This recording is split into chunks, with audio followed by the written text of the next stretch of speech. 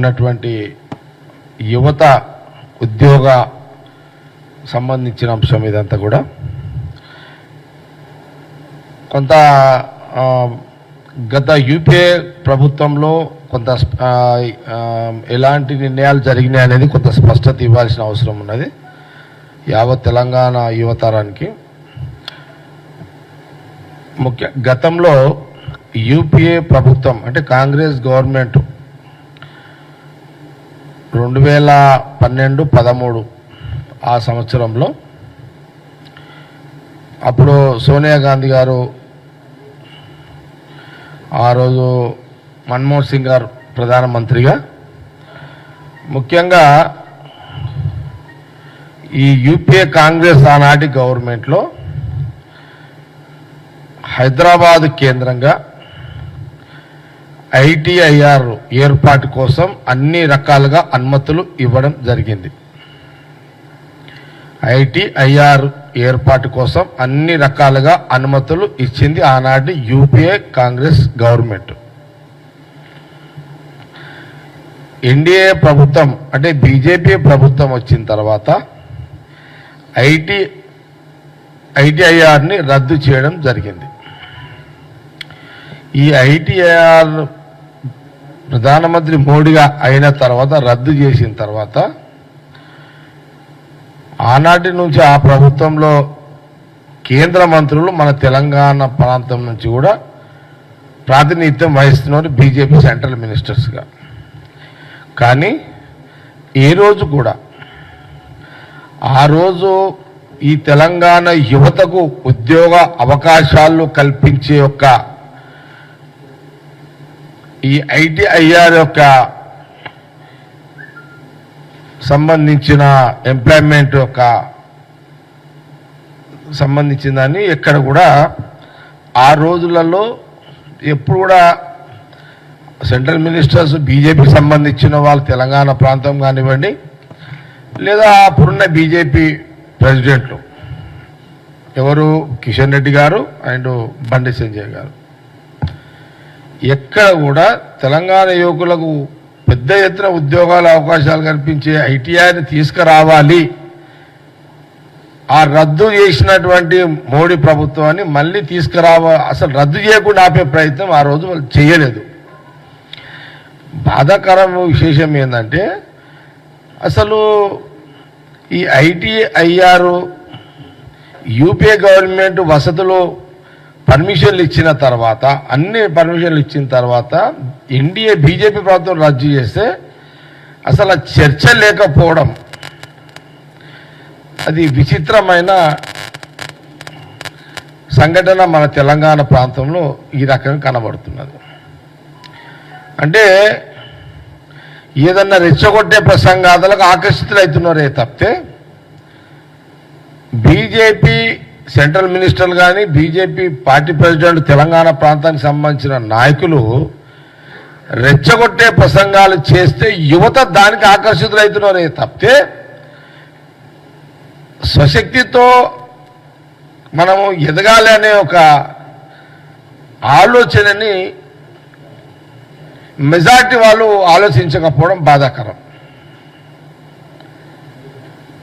అసలు ఈ ఐటీఆర్ని ఒక యూపీఏ గవర్నమెంట్లో అన్ని అనుమతులు ఇచ్చిందనే విషయం కూడా మరి చాలామంది తెలుసో తెలియదు అనేది ఒక క్వశ్చన్ మార్క్ తెలంగాణ ప్రాంతంలో. 2004, 5, 6 ప్రాంతంలో ఒక ఐఐటి ఇన్స్టిట్యూషన్ ఆ రోజు సంగారెడ్డికి, తెలంగాణ ఉమ్మడి రాష్ట్రంలో సంగారెడ్డికి ఎట్లయితే హైదరాబాద్ శివార్లో సంగారెడ్డికి ఐఐటి ఇచ్చిర్రో అదే టైంలో ఐటీఐఆర్ కూడా అనుమతులకు ఇవ్వడం జరిగింది. కానీ దీని మీద తెలంగాణ రాష్ట్ర విభజనలో మునిగిపోయి ఇలాంటి ఒక ఇన్స్టిట్యూషన్, ఒక వ్యవస్థ ఉన్నది, వచ్చింది, అనుమతులు ఇచ్చింది అనే ఒక చర్చ కూడా లేకపోవడం కూడా విచిత్రమైన పరిస్థితులు తెలంగాణలో. మరి ఎంతసేపు బీజేపీ వాళ్ళు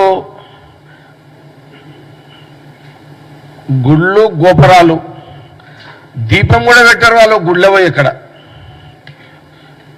ఒక గుడిలో పోయి ఒక దీపం కూడా పెట్టే ఒక ఆలోచన లేని వ్యక్తులు గుళ్ళు గోపురాల గురించి మాట్లాడతారు.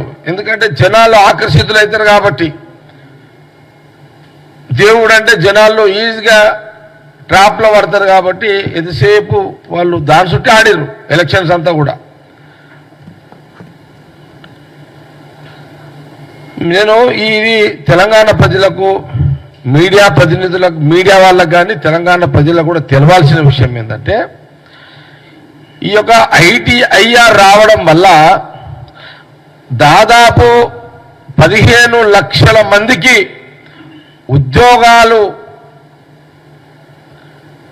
ఏర్పాటు చేసుకునేటువంటి ఒక వ్యవస్థ అది. 15 లక్షల ఉద్యోగాలు కాలము గడిచిన కొద్దికి అందులో దాదాపు ఒక 15 లక్షల ఉద్యోగాల అవకాశాలు కల్పించుకునేటువంటి ఒక వ్యవస్థ అది ఈ ఐటీఐఆర్ అంటే. తెలంగాణ ప్రాంతంలో ఐటీఐఆర్ ఆ రోజు యూపీఐ ఇచ్చిన దాన్ని ఎన్డీఏ బీజేపీ రద్దు చేయకపోయి ఉంటే ఒక 15 లక్షల మంది ఈ 10 ఏళ్లలో ఈ 10 సంవత్సరాలలో 15 లక్షల మంది వరకు ఉద్యోగాల యొక్క అవకాశాలు తెలంగాణ యువకులకు వచ్చేది. అంటే డైరెక్ట్గా 15 లక్షల మందికి ఉద్యోగాలు, 15 లక్షల కుటుంబాలు. అంటే ఒక ఉద్యోగము వస్తే ఆ ఇంటిలో ఒక ఉద్యోగం వస్తే ఆ ఉద్యోగం వచ్చిన వ్యక్తి తల్లిదండ్రులు, ఆయనకు పెళ్ళైతే భార్య, ఒక కుటుంబము బతుకుతుంది కదా. అంటే మీరు చూడండి, 15 లక్షలు ఇంట్లో ముగ్గురు వేసుకో, 45 లక్షల మందికి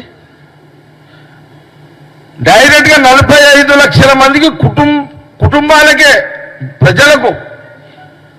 అంటే మన తెలంగాణలో ఉన్న 4 కోట్ల ప్రజానికంలో ఒక 15 లక్షల మందికి ఐటీఐఆర్లో ఉద్యోగాలు వచ్చిన తర్వాత ఆ కుటుంబం అంటే 4 కోట్లలో ఒక 50 లక్షల మంది ప్రజలకు జీవనోపాధి యొక్క వెసులుబాటు ఆ ఉద్యోగం ద్వారా వచ్చేది. ఈ ఆలోచన ఎందుకు చేయలేకపోయారో బాధాకరం ఇదంతా. పిల్లలు యూత్ చూస్తున్నా నేను జెండాలు పట్టుకొని జై శ్రీరామ్ అంటారు, జెండాలు పట్టుకొని జై హామ్ అంటారు, బండి సంజయ్ ఓల్డ్ సిటీ ఉరుకుతుంటే ఎమ్మడబడి ఉరుకుతారు. కానీ అసలు ఐటీఆర్ మన బతకడానికి ఇంత పెద్ద వెసులుబాటు ఒక వ్యవస్థని మన ఆ రోజు సోనియా గాంధీ గారు హైదరాబాద్కి పర్మిషన్లు ఇస్తే బీజేపీ రద్దు చేస్తే అడిగే నాదుడే లేడు, అడిగేటోడే లేడు. ఏం తెలంగాణ ఎట్లా బాగుపడతారో తెలంగాణ ప్రజలారా అని నేను అడుగుతున్నా. ఇట్లా అంటే ఒక ఉద్యోగంతో ఆ కుటుంబం కలుపుకుంటే 50 లక్షల మంది. అచ్చా, నెలకు జీతం వచ్చిన వ్యక్తి ఏం చేస్తాడు?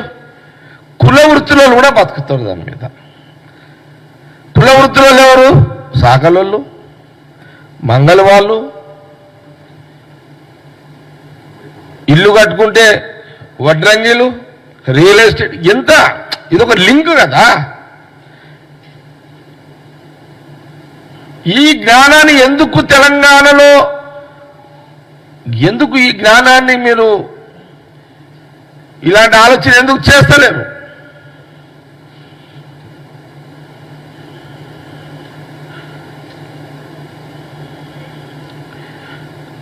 కాబట్టి నేను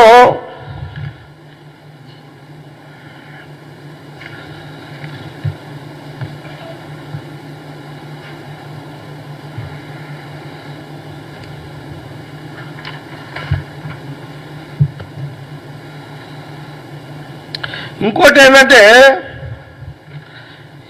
ఈ యొక్క ఐటీఐఆర్ ఇక్కడికి హైదరాబాద్కి ఎందుకు ఆ రోజు సోనియా గాంధీ మన్మోహన్ సింగ్ గారు హైదరాబాద్కి ఎందుకు ఆలోచన చేసిరు అని అంటే హైదరాబాద్ అనేది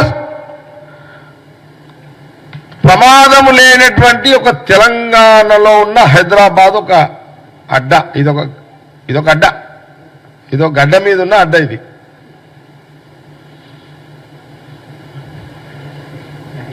కదా, ఇది సేఫ్టీ. ఇది హైదరాబాద్ అనేది సేఫ్టీ. తుఫాన్లు రావిడ, సునామీ లేదిడ, రాదుడ, భూకంపాలు రావిడు. ఈ ఐటీఐఆర్ రావడంతో ఆ కంప్యూటర్స్ కూడా ఇలాంటి ప్రాంతంలోనే కరెక్ట్గా పనిచేస్తాయి. అవి ఆ మిషనరీ కూడా సేఫ్టీ. ఇక్కడ ఈ ఐటీఆర్ కూడా సేఫ్టీ ఏంటంటే మన హైదరాబాద్ సేఫ్ జోన్. అందుకే ఆ రోజు సోనియా గాంధీ గారు మన్మోహన్ సింగ్ గారు ఆలోచన చేసి అప్పుడు కాంగ్రెస్ ముఖ్యమంత్రి కిరణ్ కుమార్ రెడ్డి గారు ఉన్నారు. ఆ టైంలో యూపీఏ యొక్క పర్మిషన్లో ఆ రోజు మన కాంగ్రెస్ గవర్నమెంట్ ఇవ్వడం జరిగింది.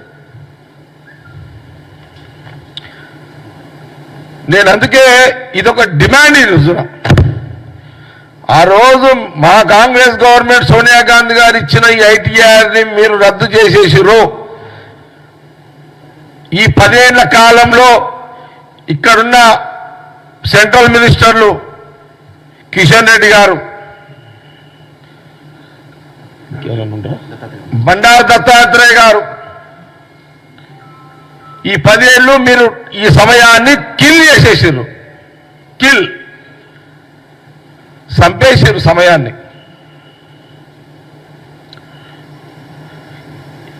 మళ్ళీ మీకు ఏదో టైం బాగుంది, మళ్ళీ మీరు సెంట్రల్లో వచ్చారు. నేను ఒకటే అడుగుతున్నా, కిషన్ రెడ్డి గారిని సెంట్రల్ మినిస్టర్ గారిని అండ్ బండి సంజయ్ గారిని కూడా ఒకటే అడుగుతున్నా. మేము డిమాండ్ చేస్తున్న తెలంగాణ చదువుకున్న యువతరం యువకుల పక్షాన నేను బీజేపీ ప్రభుత్వాన్ని, తెలంగాణలో కిషన్ రెడ్డి గారిని, బండి సంజయ్ గారిని, తెలంగాణ యువకుల పక్షాన, యువతి పక్షాల డిమాండ్ చేస్తున్నా.